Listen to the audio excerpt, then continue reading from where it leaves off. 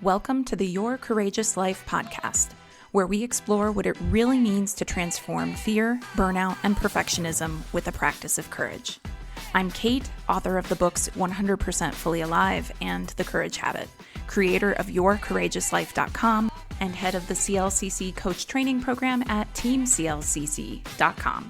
If you're someone who feels deeply, thinks critically, and wants to stay grounded in a world that can feel like too much, then this is the podcast for you. Learn evidence-based and heart-centered tools to practice courage so that who you are on the inside becomes how you live, lead, and show up on the outside. And now, let's get into today's episode. Hi there. I want to start today with something that I think a lot of people have experienced but maybe haven't had language for. And it looks like this. You're going through something hard, something real, a loss, a fear. You're looking at the news headlines and it's really getting to you day after day, dragging you down. You're going through a period of genuine difficulty that isn't easily resolved. And somewhere in your life, maybe it's a someone in your life or something you read, something you hear, they respond with a version of, you know what? You just need to stay positive. You just need to focus on what's going well. You just, look for the silver lining. And of course, their intention was to comfort you. But instead of feeling comforted, you feel worse somehow or dismissed, or like the hard thing that you're living through just got minimized in a way that makes you feel like you're failing because you find it hard in the first place. And we've all been there. I just want to say that, okay? Like we've all been there. I've been both of these. I have absolutely been the person who was really in it and someone was telling me to stay positive and I felt minimized. I have also been the friend, the person intending to offer support and thinking that I was offering support and then finding out later that it didn't land as support for someone. So I just want to say that very, very human, and we need to name what it is, okay? Because you might even have a secondary response about all this, which is a kind of guilt about that reaction, because you know that the person who said it probably meant well. You know that taking a more positive mindset is going to be something that would be helpful. The problem is that feels really out of reach. And in those moments, maybe you feel like you're the problem for not being able to just choose to feel better, flip a switch, and it's all better. So I want to give some language to what that experience is, clearly and directly. That is toxic positivity. And you're not wrong to feel dismissed about it. But here's where I want to spend most of our time today, because I don't just want to validate the frustration with toxic positivity. I want to offer you something more useful. I want to draw the line between what toxic positivity, I have a feeling I'm going to be doing that a lot this episode. Excuse me in advance. Toxic positivity, there's a line between what toxic positivity is and what genuine hope is. There really is. And I think we need hope right now, more than ever. And I think the way that the toxic aspects of positivity have muddied the waters have frankly made some people suspicious of hope itself. It has made hope or reaching for something hopeful almost feel like a bypass, a kind of gaslighting of the self, but aren't I supposed to be super focused on all the suffering in the world because that's how I'll change it, and I feel so awful that I'm this person who has so much going for me and I'm struggling so much. There's this whole cycle you can go down with that. And so let's talk about that today, because that suspicion, while understandable, is costing you something real. Genuine hope, and I'm talking about grounded, honest, evidence-based hope, is not the same as toxic positivity. It is actually one of the most powerful psychological resources we have, and there is research on this, and it is unambiguous. So let's make the distinction. Let's do it carefully.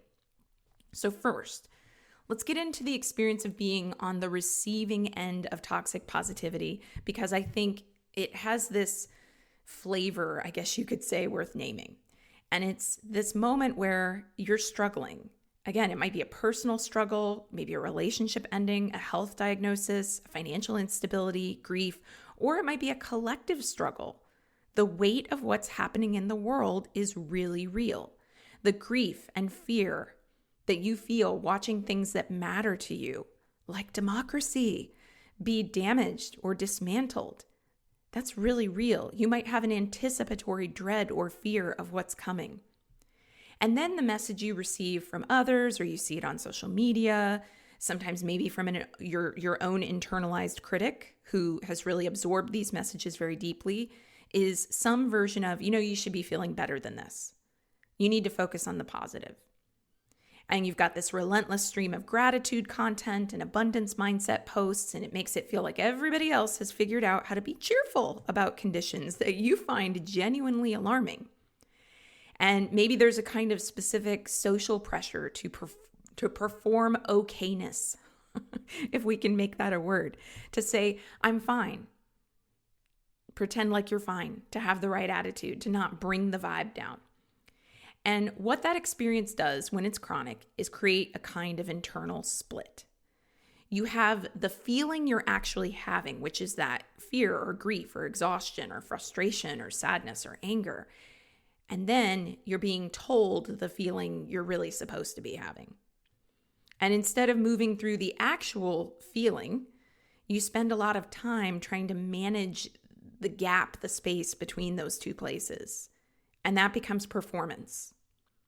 So performing the expected positivity ends up suppressing the actual experience. And this is exhausting. And it's not psychologically neutral. You're not doing this and it's like, well, this is what I got to do right now. No, research on what's called emotional suppression, or trying to hide or inhibit emotional experience, consistently finds that emotional suppression increases physiological stress, so your physiology, your body. It reduces cognitive capacity, and it actually amplifies the suppressed emotion over time. There's a researcher named James Gross at Stanford who has published extensively on this, that suppression doesn't make feelings go away. It makes them louder, more persistent, and more costly to carry. There's an example that I give when I talk about emotional suppression with my clients. I got this image from the Challenge Day organization, which is an anti-bullying organization, and it's the emotional balloon. Imagine that you have a balloon and you keep filling it with air and filling it with air and filling it with air. And that balloon gets bigger and bigger and bigger. And when it gets big enough, what is it going to do? One of two things. It's either going to leak air or it's going to explode. And a lot of people are walking around with these very full emotional balloons, and they leak them through feeling low-key, gritchy, irritated, passive-aggressive. I always know that my emotional balloon must be very full when I am so frustrated about a routine tech issue. Like the rage I will feel about a routine tech issue is very amplified compared to the actual scale of the tech issue. Or somebody who has a very full emotional balloon, it'll explode. That's when somebody just completely melts down, road rage, crashing out, as the kids say. So when you're walking around trying to suppress all of this, it is not neutral. And at the same time, toxic positivity is not just annoying, it's in a measurable sense harmful. To try to tell yourself, think positive, la, la, la, la, la. I'm just sticking my fingers in my ears and seeing rainbows and sunshine, pretending to anyway. It's performance. And I think there's also something that happens to your trust, your ability to trust yourself, to trust others when you are regularly going through this cycle. You're going to stop sharing the real stuff with people who are always telling you, oh, well, think positive. You're going to learn that certain feelings are not welcome, so you stop expressing them. And you might start to mistrust your own perceptions. You might start thinking, I'm too negative. Something's wrong with me for feeling this way. Maybe everybody else really does have it figured out. I'm just not trying hard enough. Spoiler alert, nobody else has this figured out. And by figured out, I don't mean that there aren't tools that you can use. There are. But if we're defining figured out, everybody else has it figured out. I'm just not trying hard enough. That thought, nobody else is walking through this world never getting frustrated, never getting overwhelmed, never getting sad. There are people, and I would like to count myself among them, who pay attention to those signals and then decide to metabolize emotion, to actually do something to get it out of your system. And I have podcast episodes on emotion regulation. It is something I work on with clients. It's something I teach in the CLCC coach training program at teamclcc.com so that the coaches that we train are able to support clients with positive expression of emotion. And by positive expression of emotion in that context, I mean expression of it in a healthy way, a way that isn't going to get you fired from your job because you just told off your boss, or disconnected in your relationships because you're disconnected from your kids. But again, when you start to mistrust your own perception because you're trying to talk yourself out of what you feel, you erode self-trust. And that erosion of self-trust is one of the quieter and more significant costs of sustained exposure to toxic positivity. So let's get into this even more. Let's get into what toxic positivity actually is. I think sometimes, especially on social media, it is used loosely in ways that actually make it harder to work with. First thing, toxic positivity is not the same thing as positive thinking. It is not the same thing as choosing an authentically constructive attitude amid hardship. It is not the same thing as deciding to be hopeful or optimistic and genuinely feeling hope or optimism. Toxic positivity is specifically the insistence that a positive emotional frame must be maintained regardless of whether it is warranted by the actual situation, and the implicit or explicit message that negative emotions are wrong or dangerous or self-indulgent or some kind of sign that you have insufficient spiritual development or emotional and psychological development. Toxicity is in the bypass. This is really important because I have absolutely seen people online who share some way in which they are stretching into hope, and then in come the internet trolls to tell them, that's toxic positivity. No, it ain't. If I want to go onto my Facebook page and I want to say, despite everything going on in the world right now, I am choosing to feel hopeful. I noticed that I felt really down when I read the news headlines earlier, and I took a break from the news headlines for my mental health. If somebody tries to come in and say, well, you're so privileged that you took a break from the news headlines, and that's actually toxic positivity. You're pretending it doesn't exist. No, it's not. Absolutely not. I am not pretending that news headlines do not exist.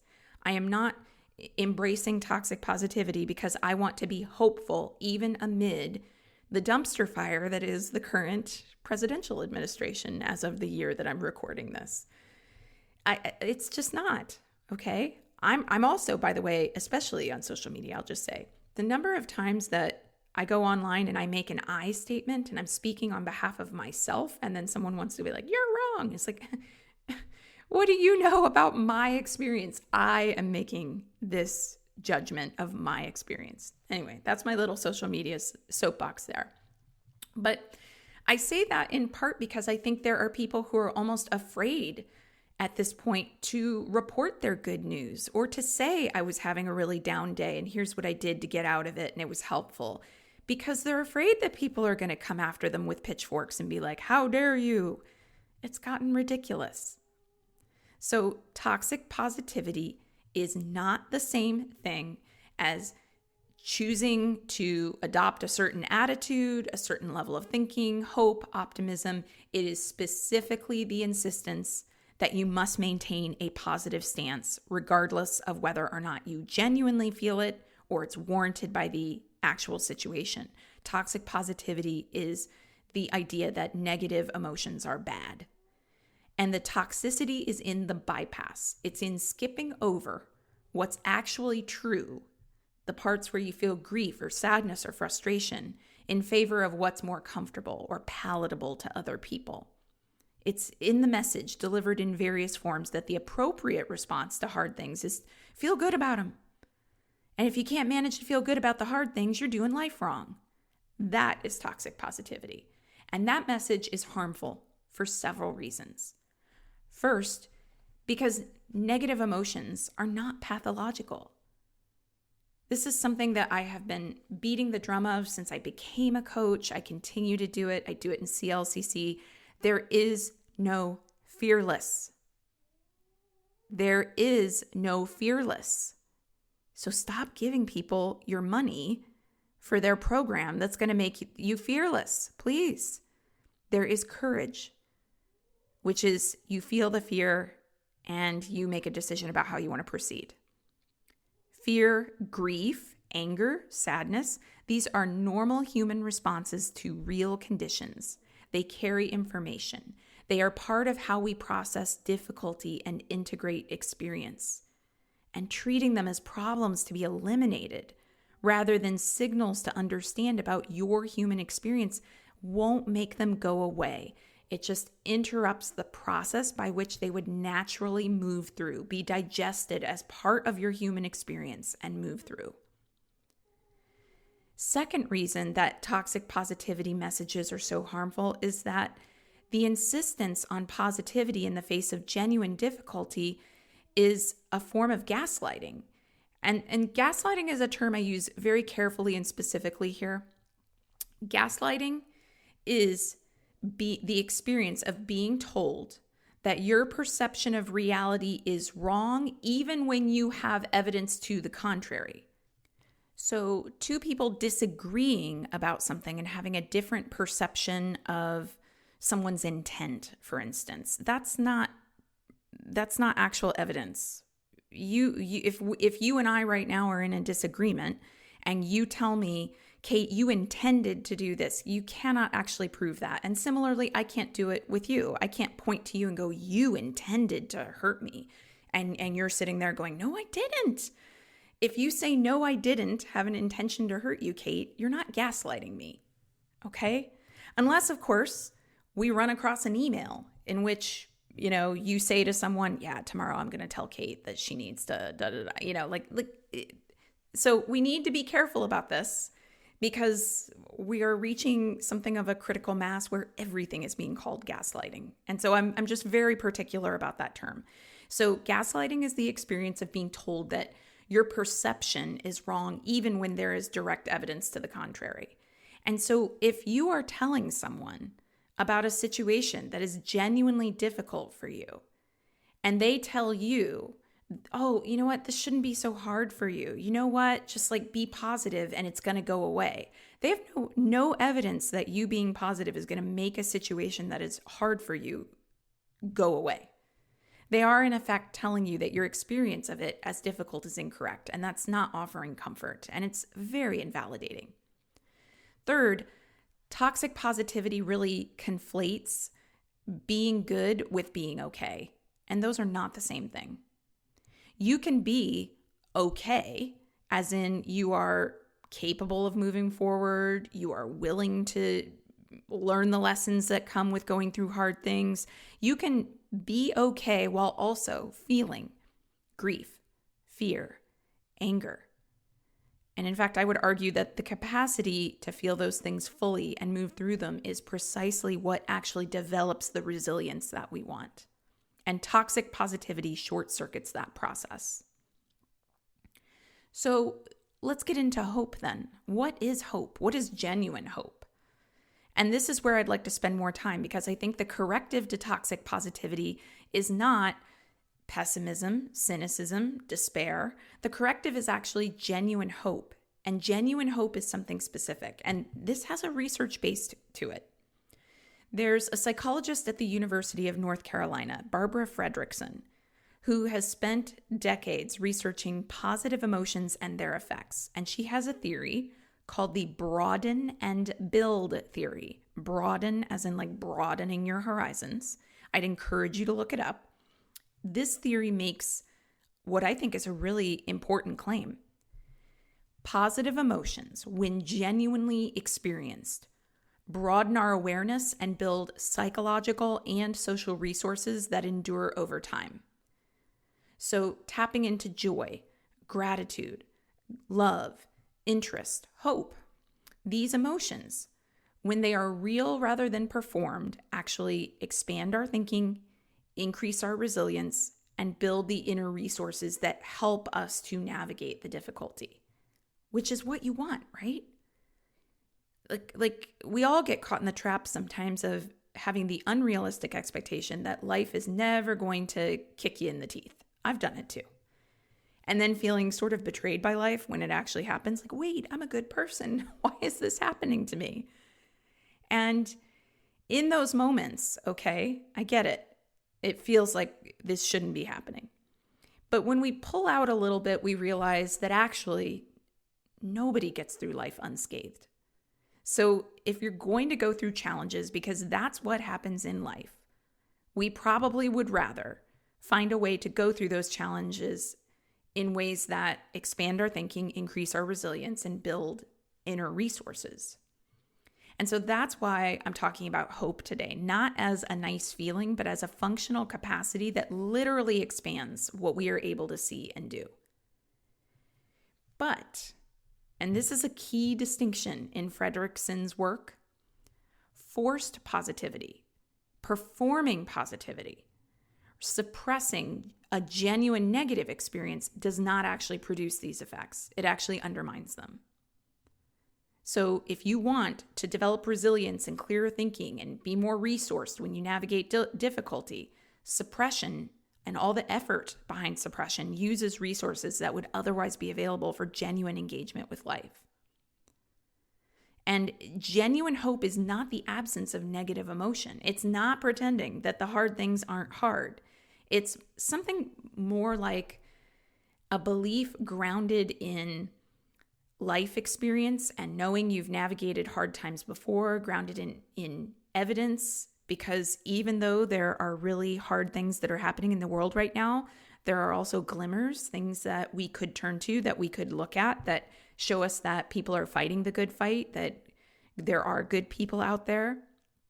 When you are willing to ground in something really real rather than wishful, that difficulty that you experience, it's no longer the final word.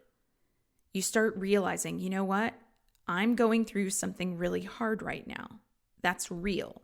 But I'm hopeful that things can change. I'm hopeful that my actions matter. I'm hopeful. I choose to be hopeful that the future, even though it's uncertain, is not foreclosed at this point. And there's another psychologist named Charles Snyder who actually developed what he called hope theory. I love, by the way, that there are these psychologists who are getting into this stuff, because usually what we hear about is all the dysfunction, but there are actually people who are studying the other side of the dysfunction. So hope theory, let's get back to that.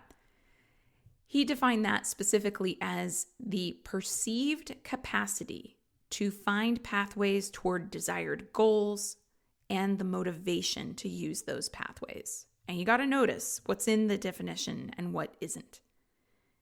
That definition does not say you just decide on a belief that everything's going to work out.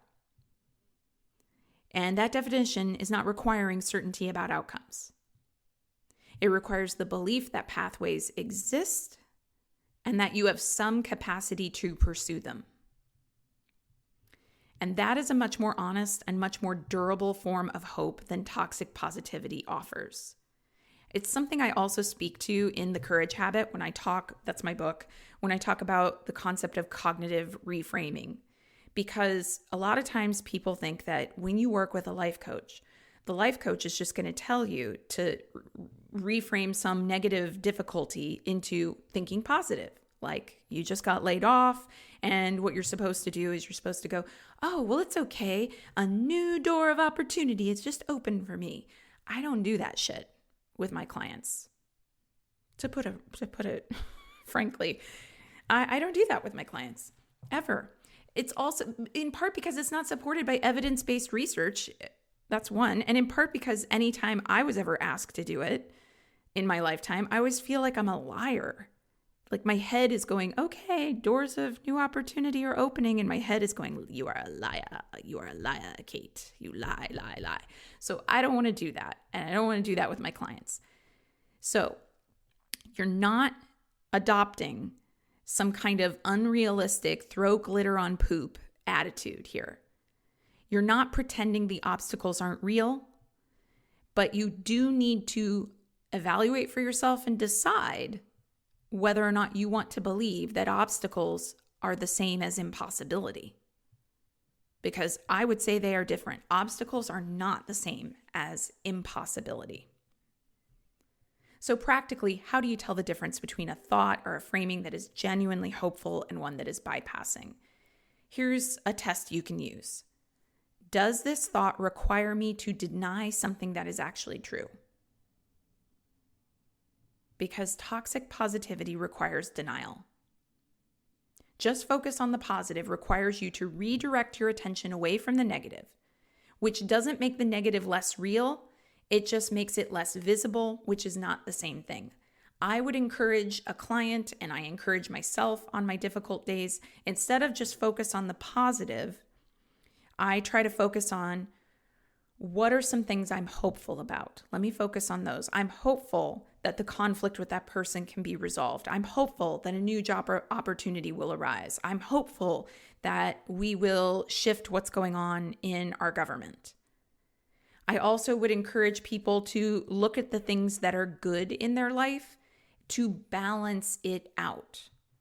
So it's okay, this layoff that might have arrived at your doorstep and it's a genuine shock and you're really feeling a lot of things about it. First of all, in the immediate aftermath of a layoff with a client, I would never even move into any of this. Give the client, in my mind, some time and some space to be able to feel the truth of what they feel and how hard it is, and validate that.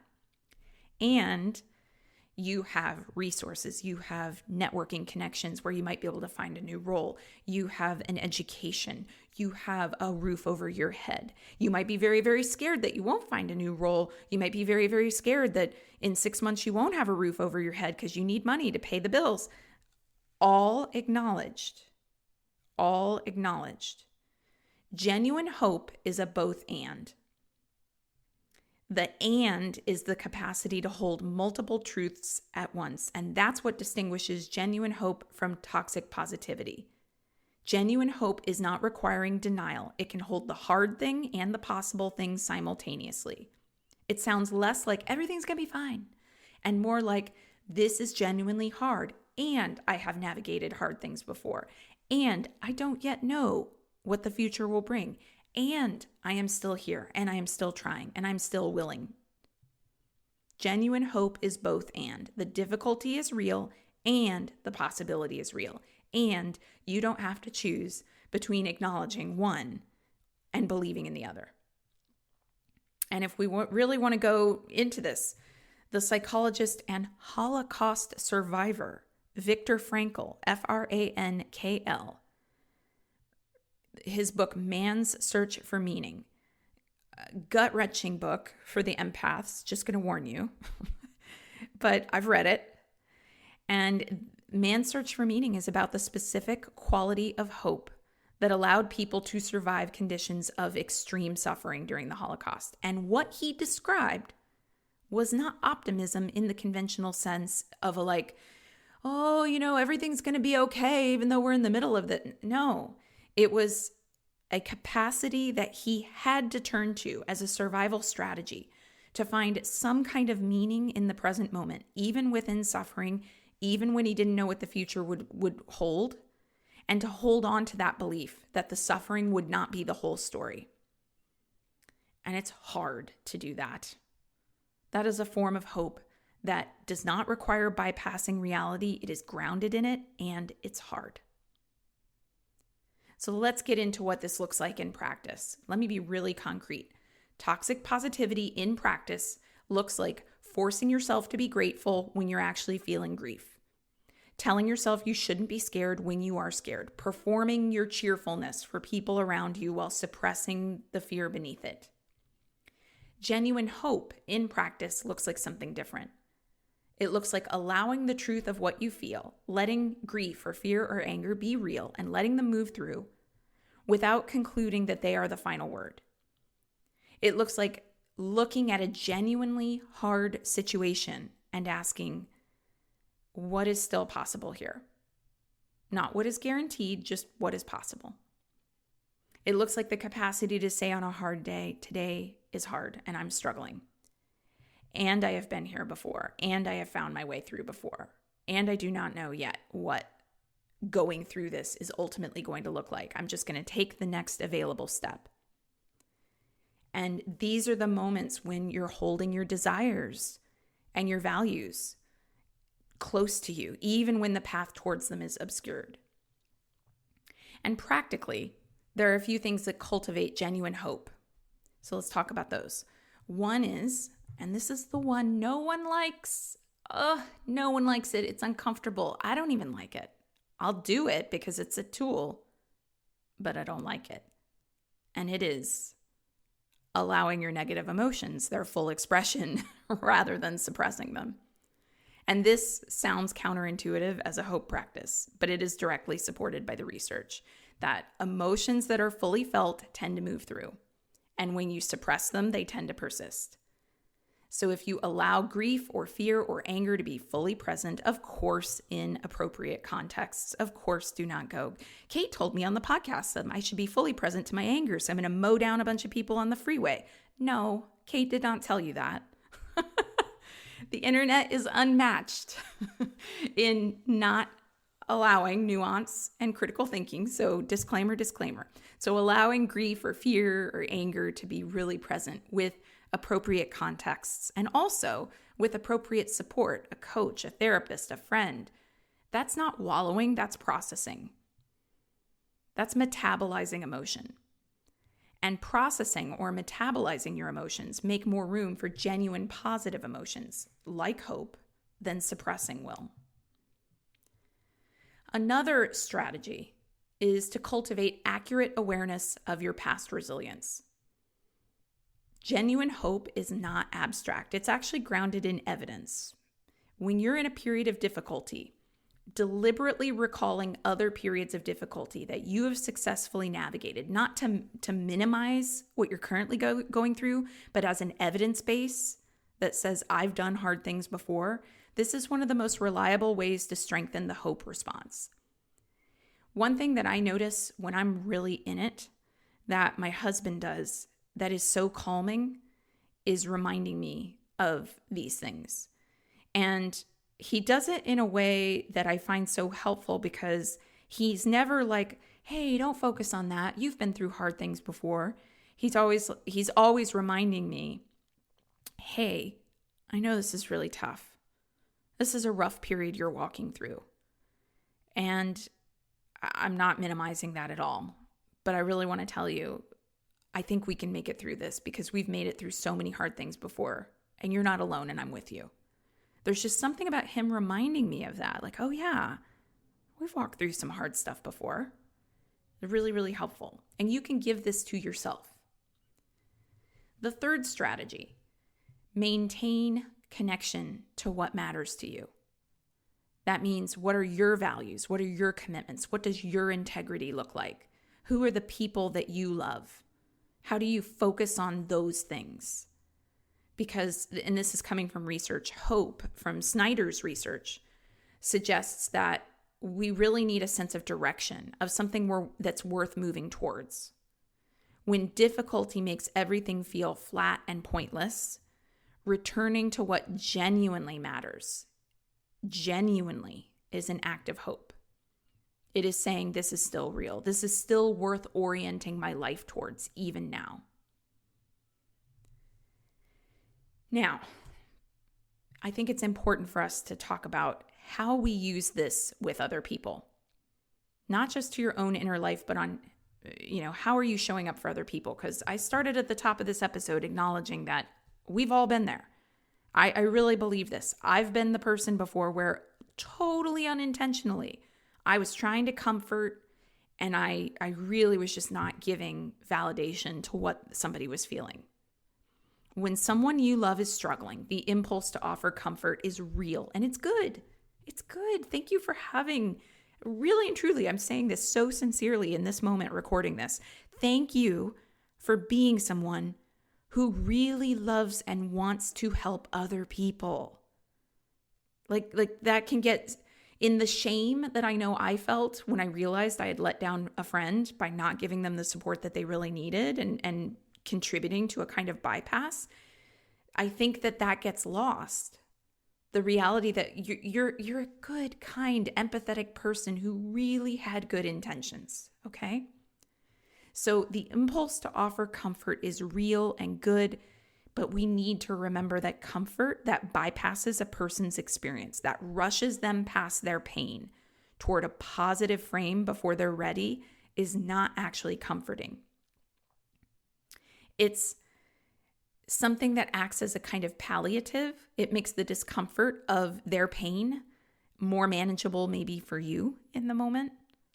But what you really want to offer as a good, kind, empathetic human, and I believe that if you're listening to this, that's you.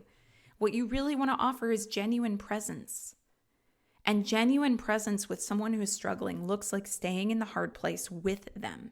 It looks like, hey, this is really hard. And showing up with that message before it looks like, hey, it's going to get better. And it also looks like trusting that this person can handle their own feelings rather than rushing to smooth those feelings over. Haven't we all been there with those people where it's safe to cry in front of them? And it's just this like, oh God, what a relief. I can do the ugly cry in front of this person, and they don't think that that's all of who I am. So the most hopeful thing you really can do for someone in difficulty is not to shove positivity their way. I think it's to give them the experience of being genuinely witnessed, of having their reality acknowledged as real by someone who is not asking them to perform. I think it's one of the most powerful things about being a coach. And this is something also that we talk about. We have a module in our coach training program for Team CLCC where we talk about the fact that if you try to rush too quickly into a solution to the client's presenting challenge, you're going to look like you're bypassing the very real stuff they're going through. Witnessing is itself a form of connection, and it helps the other person, the person being witnessed, to build a kind of resilience that genuine hope requires. So to bring this all together, toxic positivity asks you to bypass, to lie to yourself, to deny what's real in favor of what's more palatable or comfortable. And that lie, even if it's well-intentioned, will cost you. It'll cost you self-trust. It'll cost you authentic emotional processing. It'll cost you the genuine resilience that you actually probably would want to develop since, like I said earlier, life is going to life. You're going to get kicked in the teeth at some point.